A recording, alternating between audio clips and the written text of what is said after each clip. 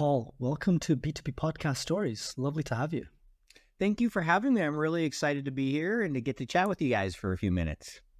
Yeah, it's going to be super cool. So, Paul, you're more than a micro influencer. You're a full-time influencer. Really. I mean, you have what, 80,000 LinkedIn followers? Yeah, around that. It's like 83 or something, I think. Probably be 85 by the time this comes out. You've got two huge podcasts in FP&A. So we're really in awe, and you see you as an inspiration, really, for what podcasting and independent podcasters in corporate domains can really achieve. And it's kind of what we're doing with CT 101, with our Corporate Treasury 101 podcast, and this as well. Like we're also not a company like that's a treasury company. We're individuals really interested in the field. With half of us have a background in the field, and we talk about those things. So you're really an inspiration for us. We're really excited about going into this with you. Thank you. I appreciate that. So take us through your story about how the hell you started an FP&A podcast. So how did that happen? Yeah, so the story goes back to a little bit of kind of how I started the business first, right? You generally don't see a lot of FP&A content creators. It's growing. You see more today than you did a year ago, but it's not something people think about. So for me, my journey really started, I'd say 7 years ago. I was looking for a job, and I reached out to this guy by the name of Ken Fick, still friends with him to this day. And I sent him a note saying, hey, can I get 30 minutes of your time? I'll give you a Starbucks gift card. He responded with, I don't want your gift card. I want you to write an article for my website. First thought that went to my mind is I suck at writing, but okay, I guess I can do that. And so we met. He was a consultant. He gave me some thoughts, and I wrote an article for his website. He liked it, and he said, hey, I'll pay you a little bit if you write a couple more. So I did a few more, shared them on LinkedIn, started doing a few more things on LinkedIn. One of them did pretty well that I wrote about Excel, got a lot of comments and kind of likes, at least what I thought was well at the time.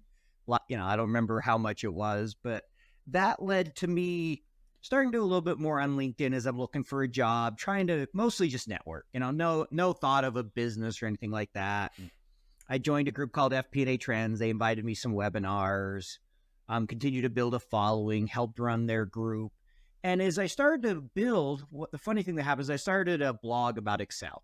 That really didn't go anywhere, didn't do a lot with it. And then over time, again, I'm looking for a job, and I'd reached out, and I was interviewing with a couple of software vendors in the FP&A space, tool space. So I wrote about them on LinkedIn. And from that, all of a sudden, all these people started reaching out to me on LinkedIn saying, hey, will you demo my tool? Didn't realize we were at the beginning of everybody thinking they needed to start an FP&A software. And so they got all this reach out to me, and I'm like, I could probably do something with this. I should kind of double down on this. And at this point, the thought had entered my mind of starting a business, but not, kind of seriously. I think I had one person reach out to me wanting to do a collaboration where it was educational content. I think they offered me $150. Nothing to write home about, but all right, that's money. Not too bad. So then what happened is a while after all this, as I continued to build, at this point I had a following of 4,000. In about a month period, a friend reached out to me and said, hey, I want you to design an Excel course for me. I said, okay. Yeah, I can do that. Another friend reached out to me and said, hey, this company I know is looking for some help 10 to 15 hours a week doing FP&A. Okay. And then in 1 week, I had 3 conversations with software vendors. 2 of them offered me a job or offered me to apply for a job. And the third wanted to do a big collaboration. So at that point, this was roughly December 21. And one of those 3 was a conversation around a podcast. So we'll come back to that a little later. But I went to my wife and I said, hey, I think I can turn this into a business. She kind of looked at me because we hadn't talked about it at all. Like, what are you talking about? Like, kind of like, really? So we talked about it for about 6 weeks. And she said yes. And the day she agreed to it is the day I put in my notice. Started the business a few months later. I was working in FP&A basically for a cybersecurity company called DigiCert. I'd been there a little less than a year, was in a director role there at the time. And so, that's kind of the backstory of how I started the business. And I always thought it would be fun to do a podcast in there, as part of the business. So I'd planned on doing that when I launched it. And what happened is one of the vendors that reached out to me goes, hey, we want to launch a podcast. We'd love for you to host it, but we want you to be an employee, a full-time employee. And I'm like, I don't really want to be a full-time employee. I'll just launch my own. They came back a month later, and I'm not sure what happened in between, and said, hey, are you still interested in hosting it? You don't need to be an employee. We'd love to come up with a contract agreement. And that's how I got my first podcast and was sponsored from, episode 1. Mm-hmm. Super, super interesting. So what was the intention of the business when you started? Because you're saying that podcast was just meant to serve it. Was it just like content creation, demos? Yeah, so I looked at it being probably 3 things. A little bit of training, because I'd done that Excel course with a friend, and we were continuing to look at other training. So I'd say the three C's, if you think about it, kind of training or coaching, consulting around FP&A, and then content creation. Within content creation, working with the different vendors, whether it be a webinar, the podcast that I did, some kind of sponsored content on LinkedIn. So those were basically the 3 things I envisioned. When I started, I envisioned it would probably be 30 to 50% consulting. Today, it's less than 5% consulting. No.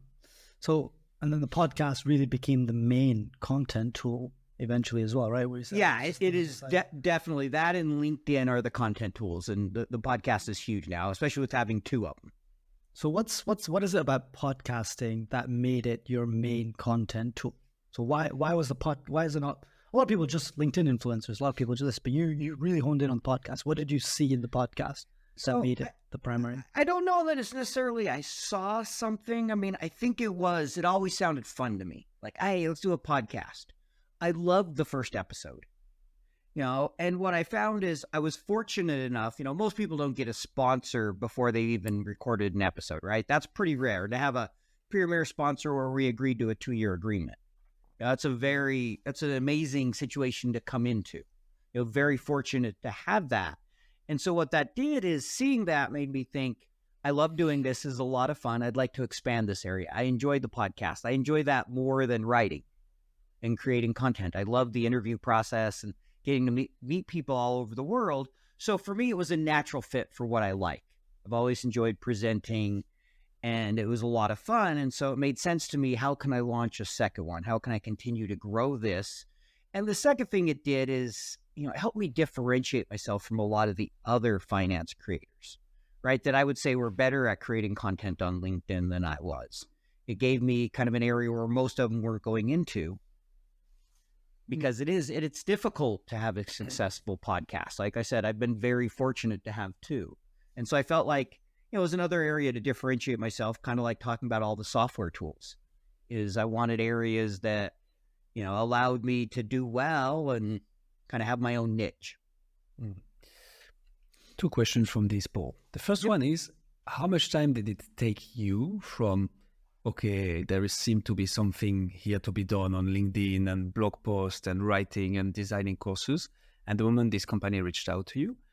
But the second one is also, why do you think that company immediately doubled down on the podcast format, saying, hey, we're going to take somebody who has an influence in the field and then just lock him in a 2 years contract? Well, locking, I don't know if that's the term, but like propose him a 2 years contract, which is a pretty long period. As you say, we are not sure how a podcast will do before it reaches a certain amount of episodes. Like, why did that company double down on it? So what's the process between, okay, I'm starting to write blog posts and LinkedIn posts, towards I have a big time company coming to me, proposing me to do a podcast, and for 2 years? Yeah. So what happened is, when I hit about 4,000 followers, I started to have different FP&A companies reach out to me talking about different, influencer marketing arrangements.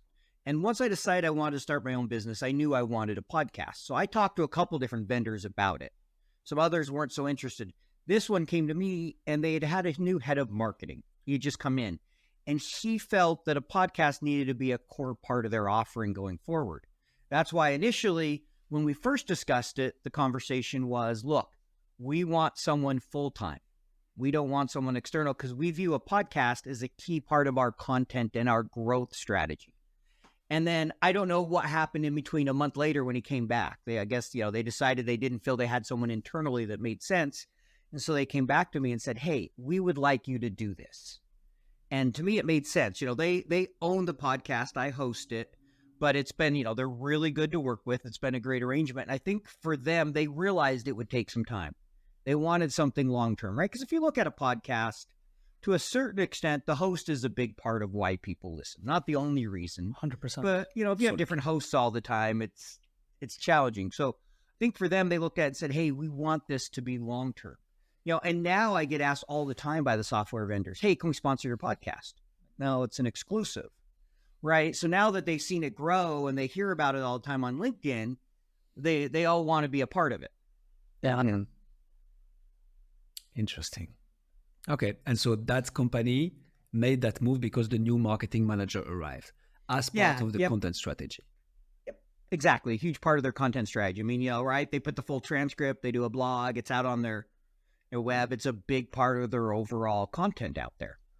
And I guess there is what's the business benefit of it? Because content strategy, I'm a huge believer into it. We have 2 podcasts ourselves. But a company doubling down on this, do they have any business intentions behind this podcast as well? Or is it purely content strategy? Well, I mean, I think from the business intention, right, we do an ad in every single episode. And so you think of an FP&A platform, right? They all cost a different amount, but something in the small mid-market is going to be anywhere between 15 and 30,000 a year. You don't need to get very many customers to get your money back. And getting your name out there constantly, right? If I have, say 3,000 people, 2,500, whatever the number is, every 30 days, listening to episodes, and that's going to rotate, it's not always the same people. So just say 5,000 different people listen in a month. Mm-hmm. You don't need many to show interest in the tool to get a return. Right. Can we say the financial side as well, not just content, but I think they looked at it and said it should really help with brand awareness. And the more brand awareness you get, ultimately, the more customers you typically get, as long as you have a good product, right? As long as you have a solid brand. Yeah. Can we say the name of the podcast, Paul? Is that okay? Yeah. Like FP&A Today. FP&A Today is sponsored by Data Rails. Okay, amazing. And so a bit of a tricky question here. How much do you think your influencer role played into the success of this podcast, or the other way around? How much does the company strategy? Because that's I imagine in FP&A at the time, that was very innovative to just go and double down on the podcast. What's the success criteria and what guided the whole, success of the podcast overall?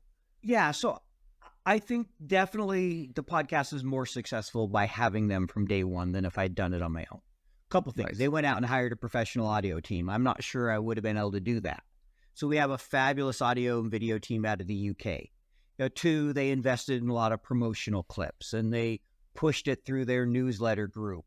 And they have someone on their marketing side that, spends quite a bit of time helping with the podcast. So it was definitely a collaborative effort. And I wouldn't have been as successful doing it on my own. Mm-hmm. Today, if I started one on my own, yes, do I think I could be successful? I did that with my second podcast. Yes, I had a sponsor, but it was a different arrangement. So, I feel much more comfortable now, but it was definitely a joint thing. They've been a fabulous partner, great to work with, and I've been really lucky that I had that from day one. Because one, I made sure we had a high quality audio, high quality video. We had someone that could help promote it in addition to me, and all those things made a difference. Mm-hmm. So it's not just about, it's about the host for sure, as you highlighted, but in order to make a successful podcast, you need to have the right intentions behind it. You need to have the right long-term strategy behind it. You need to have the right editing team behind it, whether it's audio, video, or both. You need to have the right promotion behind it. And then you can call it a success. And still, it takes a bit of time because I guess episode 1, although you loved it, didn't probably pierce the threshold of multiple thousands of downloads. No, it didn't. It didn't do very well that first week compared to now. And I wasn't a very good host. Let's be honest. I've got a lot better, right? It takes some practice. So talk to us about that. What does it take to be a good host, in your opinion? And what was that journey for you? Like, if you reflect on episode 1, Paul, what was he doing wrong that you're not doing today? And how did you get from there to here? Yeah, so I think, probably the biggest thing for me was getting more comfortable in how to ask questions, how to follow up, how to restate things. I used a lot of the same words over and over. I remember ending a little early on some things as they were saying bye, just trying to finish it all up. Things that I wasn't polished around. So I don't know that there was necessarily a turning point where all of a sudden, hey, I feel like I'm doing better. I just think I progressed over time and got more comfortable. So I think there's a couple things, and obviously it depends on the format of a podcast, but you guys would know this. I think one, you got to be able to make whoever you're talking to comfortable. Two, you have to be able to carry that conversation and be able to know when to dig in on something that might be interesting for your audience. And I think that's a practice skill. I don't think for most people that comes naturally. And so I think those are a few things. And then over time, you're also, as you grow a podcast, it's easier to find guests, and you're often able to get, guests that have a bigger name associated with them, right? Like nowadays, I occasionally get people reaching out to me saying, hey, we'd like to have your CFO on the show. Yeah, I would have never got that when I started. But now that people know, okay, that's, this is the premier FP&A podcast out there, and that's our target audience, then they'll reach out to you wanting to be on the show. That's super interesting. So, on each of those, we could go deeper. So, I especially liked your the one where you said, it's kind of like you said, you need to be comfortable with silence. So, good mutual friend Mike Richards has a line that I remember when we first started doing podcasts with him a year and a half ago. He said, he's like, ask your question and shut up. That's how Mike would say it too. Exactly. And it's great advice. And like, it's a bit, it's a bit brash in how he says it, but it is true. Like, you are almost uncomfortable with the silence at the start, and you're kind of like trying to, I need to say this, I need to say that, and how do I make comfortable? How do I have more context? How do I keep, I ask the question, then I say 10 other things to make sure that they understand. But then when you listen back to it, you're like, no, understood. And even if the guest takes it another direction, it's a direction that the guest wanted to go. So we had Yvette Bohannon from Glenbrook Partner on last week on the show. And what she said was the guest is the driver and the host is the guide. And that's what makes a great podcast. So that you really go down with the guest because you want them to be engaged and interested in what they're talking about. But as a host, your job is to sort of guide the conversation into, like you said there, what's interesting to the audience. But my question on that is, how did you learn what an audience is interested in? Did you listen back to your podcast? Did you ask your audience? Because you said it doesn't come naturally.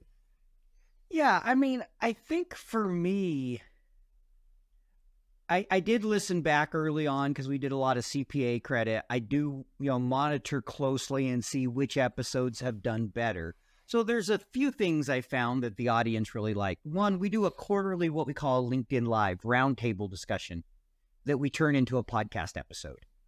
And I found that's done really well because that allows people to not openly chat with me, but they can put comments in. So it's two-way in the sense that I can see those comments and respond to them live and have a panel discussion going on. First one I did was really hard as you're trying to, look at the comments, manage 3 people, and, make it all go smooth. Now I really enjoy them. They're a lot of fun. So that's one thing I did that I found the audience loved. 2, having been in FP&A, talking to people on LinkedIn, you see what's important. You see what people are interested in, and certain episodes and certain content I now know will do well. They love when they get a CFO that really talks about, okay, how can I advance my career, right? Everybody wants to advance their career. Or Excel, conversations around Excel, financial modeling, some of those things do well. So over time, you start to, learn what people want to hear. But beyond that, I think is learning when to dig down and how to, carry that conversation with the guest. Sometimes I felt, especially early on, I would talk too much because I try to recap each question. It's finding that right balance. I still feel like as I listen to them that I talk too much sometimes. I don't listen to them as often anymore because I've now paid a third party to prepare the CPE credit, the questions and stuff. That's when I used to have to re-listen to them is to prepare all that. Sometimes I just cringe as I was listening to it going, oh man, that was terrible right there. So you mentioned there, what topic. So we are going to have this conversation a lot as we're like looking at the content we're creating. We're like, okay, what snips are we pulling out? What's the script that we're going to write? Is this one going to hit? Is this one not going to hit?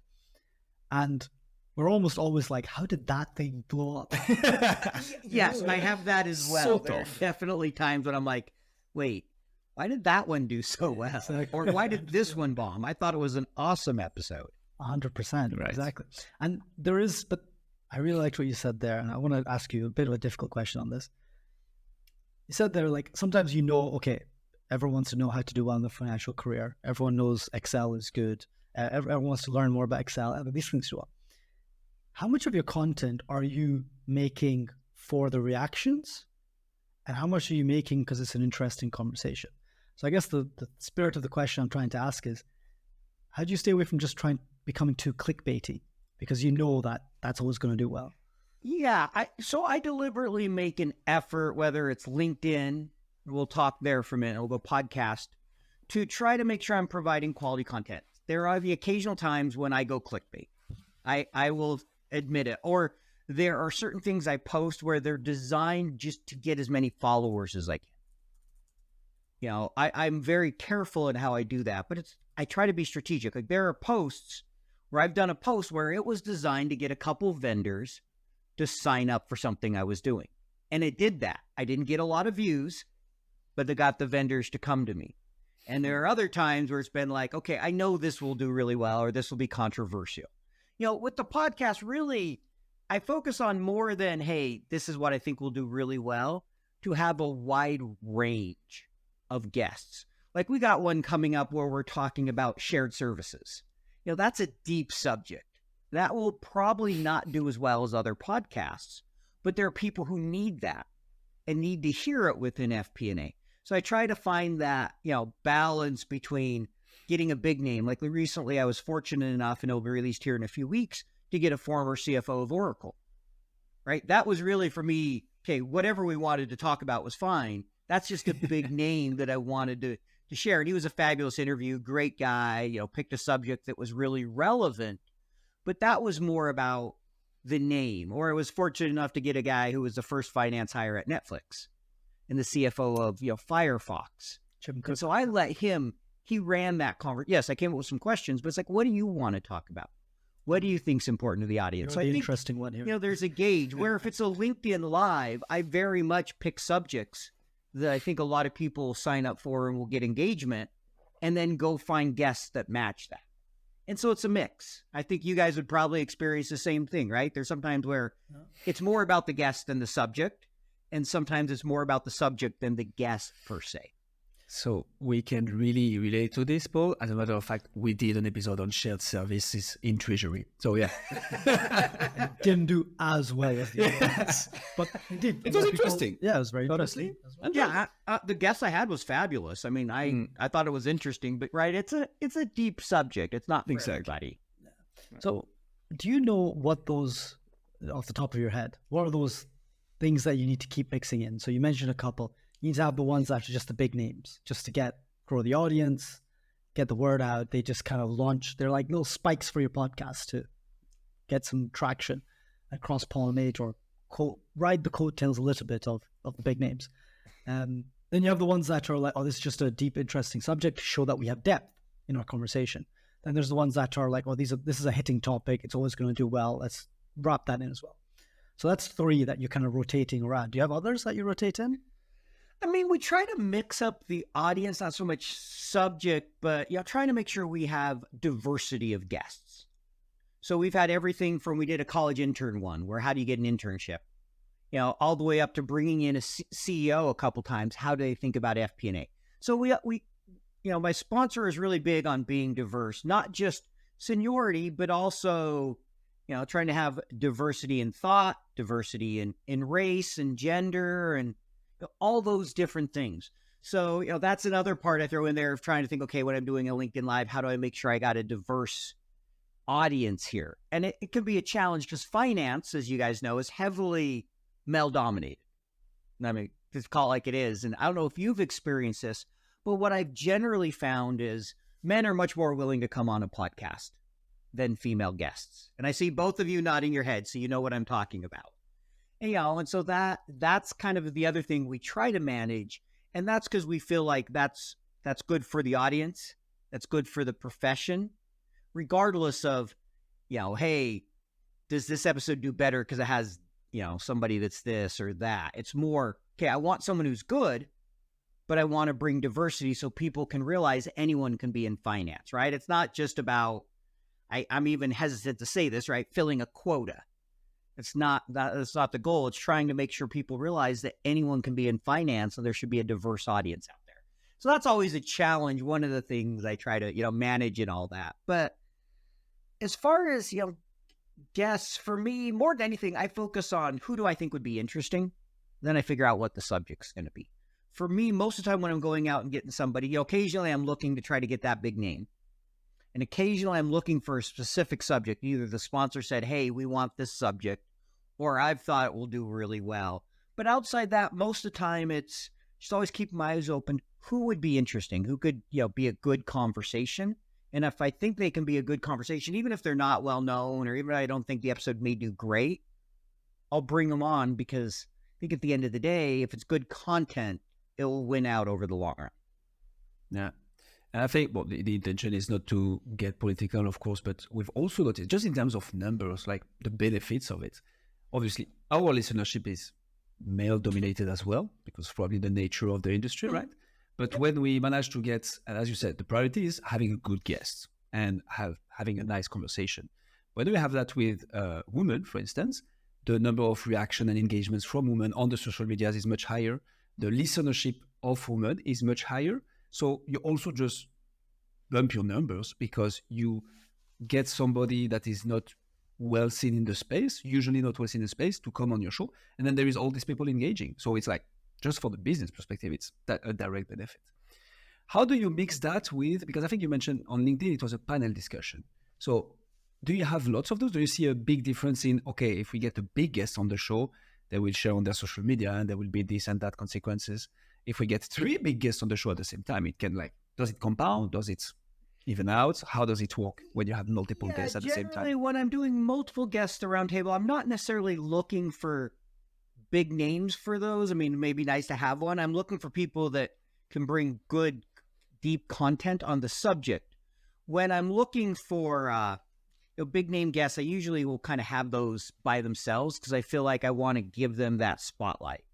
And so for me, when I'm doing the LinkedIn Lives, I'm usually trying to pick a subject that I think is hot and then find some people that I think will be good. Like we did one recently on the rise of AI.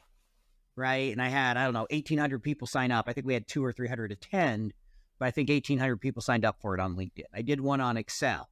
Over 2,000 people signed up on LinkedIn. We had 3 Excel MVPs, right? So kind of big name, I did on my other podcast. So I have the 2, the FP&A Today, but, Financial Modelers Corner, we did one where we did have, I would call them big name guests for the panel discussion, but that was because they really knew the area and had been recommended. And, worked out really well. So generally when I'm doing a LinkedIn Live, for me, it's more about that subject matter expert than the size of their following. Because what I find is the subject, if we choose the right subjects, people will come. Like budgeting and forecasting. We've done that twice now. We do that as an annual where we discuss that. So the LinkedIn Lives are really more hot button subjects, not, hey, I need to get the CFO of American Express on my show, right? Or whatever. Not that I could, but if I could. If he's listening to us right now, don't hesitate to reach out to Paul Barners. I did work for American Express. He just retired. The one I knew just retired. I just saw that the other day. But so that he has time now. So that's perfect. Yeah, I just got to get his email and see if I can. Do you have a pre-podcast ritual, Paul? How do you get yourself to that spot where you are prepped to have those kind of discussions in the way that you said? So with each of my podcasts, I will review the guest. I'll go out on LinkedIn, or sometimes I'll read an article if something's available. I come up with a set of questions because the sponsor reviews them all. So we do questions ahead of time. Okay. And, the one thing I always do, one of the rituals I have, is I always stand for a podcast. I find that helps me focus easier. The voice projects better. It just works for me. So if I'm doing a webinar, a LinkedIn Live, a podcast, 99% of the time I'll stand for that. But beyond that, I don't have there's not something I do ahead of time. Outside making sure I have some water. If I have a couple minutes, just try to get myself calm. But beyond that, I don't have a set ritual. What about you guys? No, we rush to get everything sorted. Is the light good? Is that microphone working? That's a ritual. Making sure my lights are right. Yes. No, just water is the main thing. Go to the bathroom beforehand, so you don't first thing in between. Make sure you drink some water. Big time advice here. Yeah, and then review over the script beforehand. And that's it, really. We have been talking script, about water, lights, bathroom. I think those 4 probably cover it. the base. That's podcast hosting 101. That's everyone should have that. We could put that in a course. Yeah, exactly. We can let's make a course together. That's not a bad idea at all. But then, no, I have heard of podcasters, they always go for a walk beforehand because it clears their head. I've heard podcasters say that there's certain amount of coffee that they will or will not drink beforehand because of how sensitive they are to it. All of these different things as well. Do you have a time of day that you prefer to podcast? I prefer morning. Afternoon would be second. I don't like doing them in the evening. I've done a few. I try to avoid evening if I can. Makes a lot of sense. So for the audience, Paul is recording right now at 4:30 a.m. So it's like definitely that's not even morning. Not kidding here. It's night, basically. Come on, it's almost 5:30 now. That's true. That's true. I've been speaking of. Paul, what happens, just to maybe finish off on the FP&A today, what happens after 2 years? Like, you have a 2 years contract. Is the intention, was it a one-time project, if we can call it that way, because it's a 2 years project, so I'm not sure we can call it a one-time, but like, is the podcast strategy of Data Rails a 2 years thing, or is it a much longer thing? Yeah, I would assume they want to go longer than that. We haven't had any discussions, so we'll cross that bridge as we get there with them and see how it goes. But I'm sure, given the success it has, I know it's done much better than they expected. They've been extremely happy with the results. I see no reason why they wouldn't want to continue it. I think it's been good for them, and obviously it's been very good for me. So even if let's just say they told me, hey, we don't want to continue to do it, doesn't make sense, I would continue to do it the podcast and figure out how that works, because it's been good for me. I enjoy doing it, and people look forward to it. I get emails all the time from people telling me, hey, you helped me with this or that. Your guest gave me an idea. And that's really rewarding when people are actually using it to do a better job at their job, because that's the ideal. You want to help people. Super cool. Tell us about the second podcast, Paul. So Data Rails and FP&A today, they kind of came to you. You learned how to become a podcast host, and you had that whole personal journey with that. And the second time around, if I remember right, you were the one that kind of wanted to do that, and you did the approaching to figure out how can I get the sponsor beforehand as well. So take us through that story about how that happened. Yeah, so as FP&A today was starting to grow bigger and bigger, I'm like, it'd be really fun to do a second podcast. I really love doing this, but I'd like to have a sponsor. Obviously, it's always nice to get paid as you're running a business. And so as I looked at it and said, okay, I can't have a podcast that would have sponsors that are competing against, my primary podcast. They're not going to be too happy about that. So I was like, all right, so that eliminates having another kind of anything with FP&A where they'd be sponsors. And so I started thinking about it, knowing, financial modeling is another area I really enjoy. I think it has a bigger audience than just FP&A, because you got the investment banking, you got accountants, so many different people that build models. It's like, that'd be a really good one. And then I started thinking, okay, well, who could I get to sponsor that wouldn't be at all a competitor in any way? And so there were a couple programs that came to mind, and I pitched the ideas to them, and both of them came back expressing some interest. And of the two, there was one, I'd met him before. We had dinner in Toronto. This was the head of FMI, Financial Modeling Institute in Schnorr. And I felt like I had a good relationship with him. They'd be great to work with. He expressed interest. So I continued to pursue that one. And we ended up coming to an agreement on what the show would look like. And so we launched that in June of this year. We've done 11 episodes. We did one pod swap that we have in there as kind of a special episode, but we've released 11, and it's doing really well. We're hitting about 2,000 downloads 30 days out. The show is growing, and I really enjoy doing it. We've had some great guests. We brought on the 2-time world champion in financial modeling. How many knew there was a world champion? Yeah. You guys knew? So I saw your post on LinkedIn back then. But I didn't know before that. That's for sure. He's known as the Michael Jordan of modeling. Is he as like focused and psychotic about it? Like, because Michael Jordan does it pull out the tongue when he's great, like super focused? If you've watched, I've never seen him stick out his tongue during an event. He definitely gets very, very focused. He was a fun interview. He's a character, super smart guy, PhD in computer science. Nice. And what was really interesting, something he said that I think is fascinating that I didn't expect. I asked him, how much has being a world champion, being recognized as that, being able to put that out there helped your business? And he goes, actually, getting better at Excel has helped my business a lot more than being a world champion. He's like, because spending all this time on modeling has made me very good at modeling and has allowed me to be an expert. And that's helped me more than any recognition I've got from, the community for being, a world champion. Interesting. It's very interesting indeed. And so, because I think what you did there is, we haven't seen it happen like that very often in our, digital marketing and all the different podcasts we've worked with. Most of ours are company backed already. Yep. Of course, companies coming to us wanting to start podcasts because of all the reasons you listed out there. But then, like, independent business or independent creator like yourself going out and finding a sponsor for a podcast that doesn't even exist. Like, how do you do that? How does that work? I mean, I'm guessing a big part of it is that you had Data Rails, of course, and you had the FP&A today, and the success was quite evident there. You have a huge LinkedIn following. Is it just those two, or did your sales pitch include something that other people could replicate? That's my question.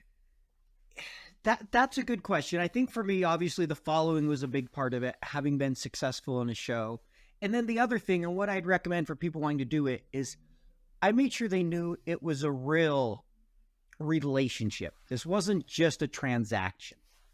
Like, I'll give an example going back to Data Rails for a second, and then we'll talk about Financial Modeler's Corner. With Data Rails, it's got to the point where I post it on my website.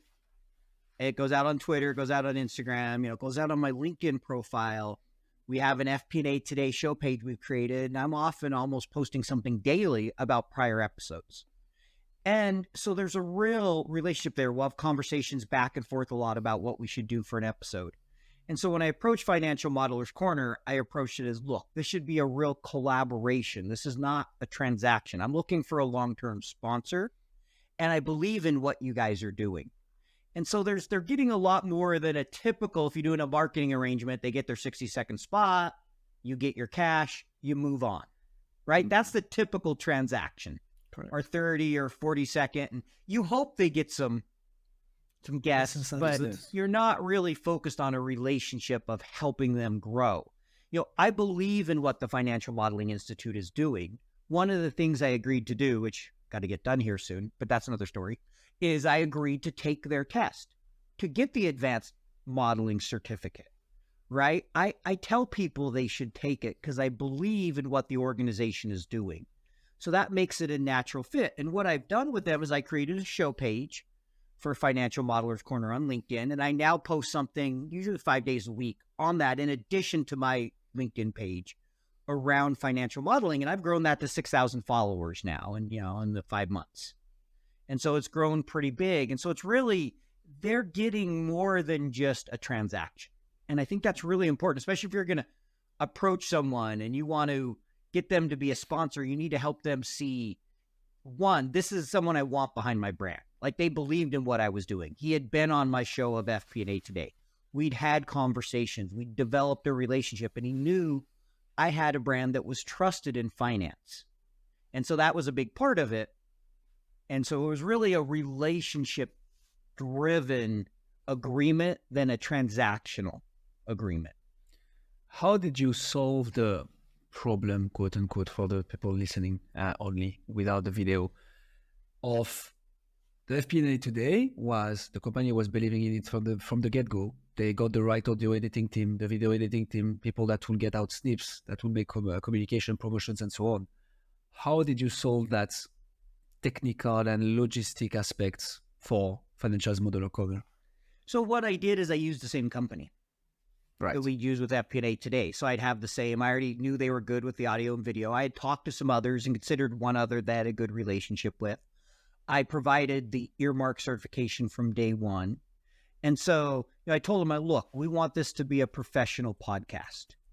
And what we agreed to is, that there would be also a promo code for all of my audience. So I can I can sell the test and the fundamentals and the training beyond just the podcast. But we really focused on, if we want this to be successful, it needs to be professional from day one. I have a good team behind me. We'll continue to use them. Mm-hmm.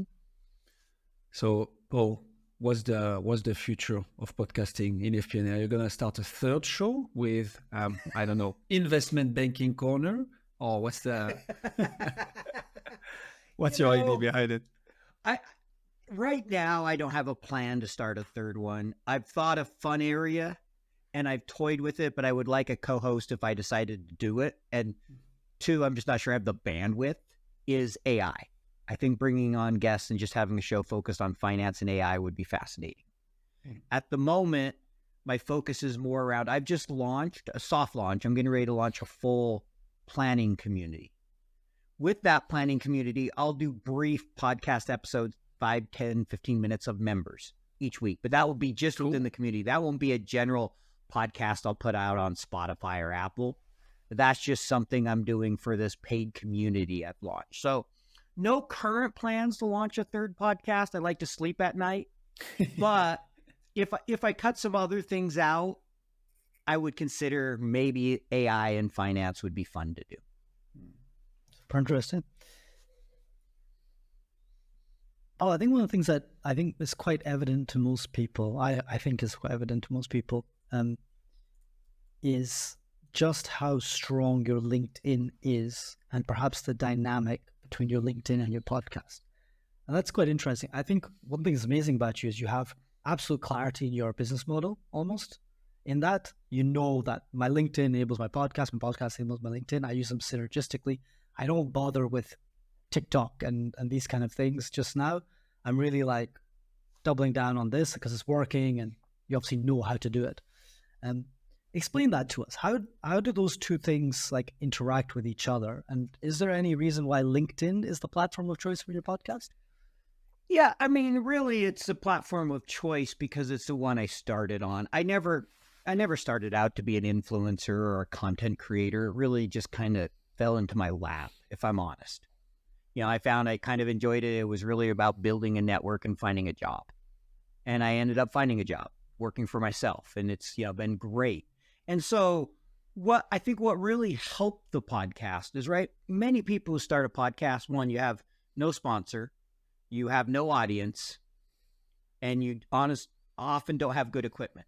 Not exactly, you're not batting 1,000 there, right? You got 3 strikes against you to start. Our first podcast, definitely. That's exactly what our podcast is a year and a half ago. Have to start somewhere.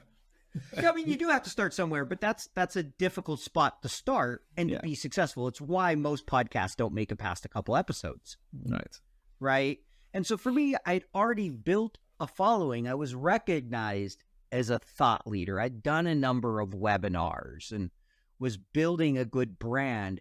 And so it just made sense to take advantage of that to build the podcast. It was a natural fit to do that. And it was also in my contract. If I'm honest, or else it had to be posted on LinkedIn every week. So that right there, I would have done it anyway, but obviously that made it a part of that. I've expanded a little beyond LinkedIn, getting ready to do more with my newsletter. I haven't been great there, done a little on YouTube, but I recognize for right now that LinkedIn is where I have the audience, and you only have so much time to spread out. And so for me, that's where I started. But I tell everybody, like a lot of times I'll have people reach out to me that, hey, how do I build an audience? How do I build my own business? And I always tell them a couple things. I'm like, find your voice. What's the platform that works for you? LinkedIn's worked really well for me. Podcasts have worked for me. Could be TikTok for you. It could be YouTube. It could be a blog. It could be a newsletter. You need to find your method for your content to go out there. You need to find what you're passionate about, and then you need to be consistent, because some of your content's going to bomb. Some's not going to be very good. It's going to take time.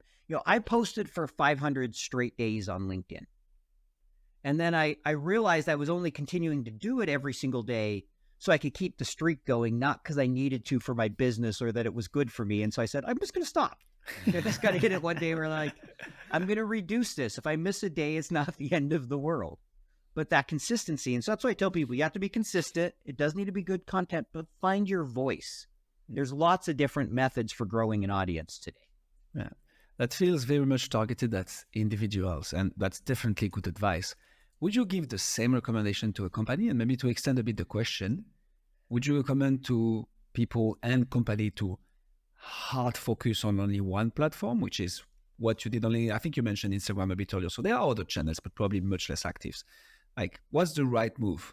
Flooding all the channels flooding all the channels as much as possible, or focusing on one and only? That's a good question for businesses. I think for a business, you have to know where your audience is. If your audience is primarily on LinkedIn, then yeah, you probably want to flood LinkedIn. But I would say in general, you need to be more diverse. But you also usually have a team that knows the different platforms, right? You're not a one man, one woman, a one-person show. Mm-hmm. There's generally a whole team that has learned these different platforms and understands what works on each of them. And so it's much easier to start on multiple platforms as a company because of the resources you have. As an individual, it's really hard. Now, if you're really good, some have a really good structure to program where they can easily repurpose the content across all those platforms. And if that's what they're able to do and that works for them, great. That's not me. I'll be honest. Most of the time when it comes to LinkedIn, I make up my content the morning of. That's not the ideal way to be a content creator. I'd say 80% of the time, I'm figuring it out as I'm doing it. I don't recommend that, but it has worked for me. So you're not scheduling anything, Paul. You're not like, okay, no. I'm going to schedule my post for the next 10 days. Nope. Wow. I've done it a little bit, but rarely ever. Outside of when I know I have a sponsored post, I know what it'll be that day. Like I know every Tuesday I'm doing FP&A today. Mm-hmm. I know every other Thursday I'm doing Financial Modeler's Corner. I know I'll probably have one or two sponsored posts. But outside of that, most mornings I'm waking up and going, okay, what am I going to post about this morning? Better get that figured out. Interesting. And maybe to pick your brain on that. So what are the best days and best moments to publish on LinkedIn when it comes to podcasting? Like, hey, check out this new episode, or even a click on the episode. What are the best timings that you've seen? Because maybe FP&A is different than, I don't know, the steel industry or the service industry. I haven't found a best time. I'm going to be... Okay. I found good content can do well almost any time. What I found, with podcasts, usually what's helped me the most when I've seen big bumps is when other big name influencers share something about the podcast. So Nicholas Boucher, I'll mention the name. He has 700,000 followers on LinkedIn. It's massive. And, he listed the top 10 podcasts that finance people should follow. And it was Financial Modeler's Corner and FP&A Today were on that list. I had my best Friday I've ever had, or best Thursday. I had something like 700 downloads, which usually on a Friday isn't normal because it's a few days after release and you see the typical trail down, right? And so that makes a bigger difference. And he did it on a Thursday or a Friday. And I've had other times where it's been done on another day. So I think more than a day is getting other people that have a big audience that can help you grow, whether that be general or niche. Like I think one of the best ways, I've talked to Cloud Accounting quite a bit, or the accounting podcast, about how they've grown theirs. And they say, what you want to do is you want to go out there and advertise to people that listen to podcasts, because it's much easier to get people to follow another podcast than to start following podcasts altogether. And I'm guessing you guys have probably seen something similar. So the funny anecdote is this post from Nicolas Boucher, somebody from our audience commented Corporate Treasury 101. It didn't have quite the same effect as being in the publication itself. But I think the point here is like, if you create amazing content, or let's say good content, because we are putting ourselves in these buckets, people will talk about it eventually. And it will just go, that's the best marketing strategy. That's the best way to get viral. Just do good content. Mm-hmm. And people eventually will be like, guys, you need to check out this thing. It's free. It's out there. Just check it out. Learn something. Listen to that big time guest, because maybe that's the thing they feel sharing about. But so back to that content strategy of like focusing on something, publish for 500 days straight if you're as resilient as Paul, and you'll get better. And you just post amazing content, and someday somebody will just share it and talk about it for you for free, because I guess it was not a paid collaboration with Nicolas Boucher. It's just like, get your content out there and do a great job and do a production as much as possible, and it will get there. 100% agree. And I mean, I'll share one other example just yesterday, and I still haven't been able to figure out what it was. I've seen one post about it, but it wasn't big enough to drive what I saw. I saw a big bump in downloads yesterday. Highest Monday I've ever had. Okay. That I know of. And so I know somebody somewhere did something. I just don't know what, because I know I wouldn't naturally get those numbers without somebody promoting the show. So whoever it was, thank you. I have no idea who it was. But I could tell it made a difference, right? And so they valued the content. Yeah. Did we say to anybody that Paul was coming on the show? Maybe that's what created that was probably it. I'm sure that was it. They heard I was going to be on your show, and they're like, well, let's go listen to what he has. Exactly. I want to come back to the question I asked, though, because I think it's a little bit more of a nuanced answer I was looking for. The relationship between podcasting and LinkedIn, or the relationship between podcasting and social media platforms in total. Do you think that's necessary? And what's the best way to promote your podcast on social media? I don't. So I think you should be doing it.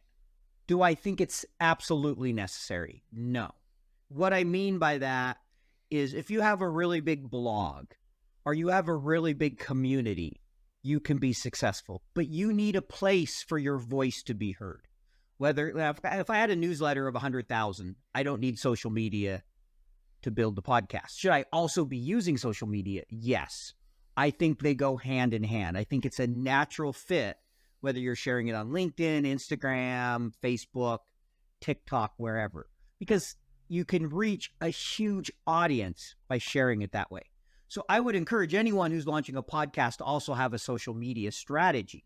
So yes, I think there's definitely a tight connection. But do I think it's absolutely necessary to be successful? No. At the same time, I would encourage anyone to have that with whatever other ways they have to distribute it, because they built a community outside of the traditional social media channels. But marketing it on some platform is someone else. Versus just nobody's going to go viral by just releasing episodes and hoping that it's great content and everybody listens. Unless you're a big name, right? If I'm Arnold Schwarzenegger and I launch a podcast tomorrow, I probably don't need to do a whole lot to get 10, 15,000 listeners as long as it's interesting. Right? Good. He has the audience, and it would have been marketed either by him or someone else, either way, right? So definitely, what I mean is so some people think, hey, I'm just going to start publishing on Apple and Spotify, and their algorithms are what are going to boost me to the top of the charts. But in reality, it's the ecosystem that you create around the podcast. It's correct. Yes, I agree with website, that. It's your blog posts, it's your LinkedIn. And what we always advocate for with podcasting, and why companies should have podcasting in general, is one podcast turns into X number of content pieces. We always say 10. So we say you can take one content piece from your podcast and you can convert that into 9 other formats, whether that's blog posts, email newsletters, different social media posts, etc. And then indeed, that's where you market for your podcast itself for the longer form content. But you got to meet your audience where they are. That's a little bit the direction here, right? Yeah, you do. You need to, right? If I'm trying to attract a professional business audience and I'm always out on TikTok, probably not the best platform to start with. Now, can it be done? Sure. Look at, if you've heard of Miss Excel, she built a business so she dances. I've heard. I have seen Miss Excel and does Excel training on TikTok. I'm a bit afraid. She did 100,000 in revenue in one day. Of course, off an Excel. Yeah, I saw this. Off her Excel course. Yeah, I saw this. Right. So it can be done, but as a general rule for the majority of us, that's probably not the right platform. So there is sometimes understanding which platform may make the most sense for your content and your audience, because you do need to go to your audience. Oh my God, almost 1 million followers on TikTok. And it's like her and some Excel modeling behind it. It's interesting. Yeah, so your audience might be everywhere. If you serve them with the right formats, you'll eventually get somewhere, I guess. I think so. You can, I've toyed with doing some things on TikTok. Actually some spoofs around that video. I've just never had time around some of the stuff she's done with the FP&A guy branding, which was one of the best things I did, was brand myself as the FP&A guy. That's how people know me. They recognize me that way. Are you dancing, Paul, on the TikTok video that you've done? I want to see that. No, nothing on there. Am I dancing? If I did this one, there may be a little bit of dancing, but it wouldn't be what I want. Hey, but you It have would be more of a spoof. So we'll see if I do it. But it is on my list of fun things to do when I, have nothing to do. Which never happens. Go figure. Yeah, exactly. You have a few hundreds of views on most of the videos there. Right? It's not too bad. It's not too bad. Yeah, I post the promotional clips and whatever out there. I don't have it. There's no deliberate strategy for TikTok. It's just, hey, it's already made. I might as well put it out there. I might as well throw it out on YouTube. Right. If I get some viewers, great. Like I said, repurpose the content, right? Use it across multiple channels. That's why I throw something out on Instagram and TikTok every week. It's why I'm rebranding my newsletter and doubling down on that. Just different ways to reach your audience. Amazing. Paul, we definitely appreciate the conversation. Learned a lot. If anything, we use this more as a masterclass for us to learn. 100%. So very much appreciate it and appreciate a lot the work you're doing. Well, thank you. I really enjoyed chatting with you guys today, and I love that you're doing this podcast. I'm looking forward to seeing how it grows for you guys. It's a fun subject. So the podcast, as exactly to us last week. We should have called it the podcast, but it's the story. So I appreciate it. You always could change the name. That can be done. Can be done eventually. Yeah, we'll think about it indeed. Thank you, Paul. Well, thank you so much. Thanks, guys. Thank you for listening to the B2B Podcast Stories. We hope you enjoyed the show, and if you did, please don't forget to hit subscribe and check us out at jhamarketing.com. Have a great day.